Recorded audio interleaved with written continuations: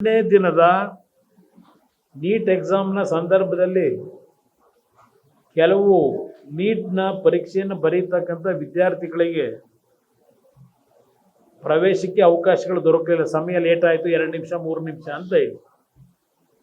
ಅದಕ್ಕೆ ಬಹುಶಃ ಕಾರಣ ಕಾಂಗ್ರೆಸ್ನ ನಿನ್ನೆ ದಿನದ ಕಾರ್ಯಕ್ರಮ. ಬೆಂಗಳೂರಿನ ಹಲವಾರು ಭಾಗದಲ್ಲಿ ವಾಹನದ ದಟ್ಟಣೆ ಆಗಲಿಕ್ಕೆ ಅವರ ಕಾರ್ಯಕ್ರಮದ ಹಿನ್ನೆಲೆ ಒಳಗೆ ಕೆಲವು ಸಮಸ್ಯೆಗಳನ್ನು ವಿದ್ಯಾರ್ಥಿಗಳನ್ನು ಎದುರಿಸಿದ್ದಾರೆ. ಪಾಪ ಅವ್ರ ಜೀವನಕ್ಕೆ ಹಾಳಾಗಿದೆ, ಜೀವನ ಎಕ್ಸಾಮ್ ಬರೀಲಿಕ್ಕಾಗಿದೆ. ಪ್ರಧಾನಮಂತ್ರಿಗಳು ನಿನ್ನೆ ದಿನ ಏರ್ಪೋರ್ಟ್ನಿಂದ ಅವ್ರ ನಿವಾಸಕ್ಕೆ ಹೋಗ್ತಕ್ಕಂಥದ್ದಕ್ಕೆ 45 ನಿಮಿಷ ಏರ್ಪೋರ್ಟಲ್ಲಿ ಕೂರ್ತಾರೆ. ಕಾರಣ ಅವರು ಹೋಗ್ತಕ್ಕಂಥ ಸಂದರ್ಭದಲ್ಲಿ ಝೀರೋ ಟ್ರಾಫಿಕ್ ಮಾಡ್ತಾರಲ್ಲ, ಮಕ್ಕಳಿಗೆ ತೊಂದರೆ ಆಗಬಾರದು ಅಂತ ಹೇಳಿ ಆ ಸಮಯದಲ್ಲಿ 45 ನಿಮಿಷ ಏರ್ಪೋರ್ಟ್ನಲ್ಲಿ ಕೂತಕ್ಕಂಥ ತೀರ್ಮಾನ ಏನು ಮಾಡ್ತಾರೆ.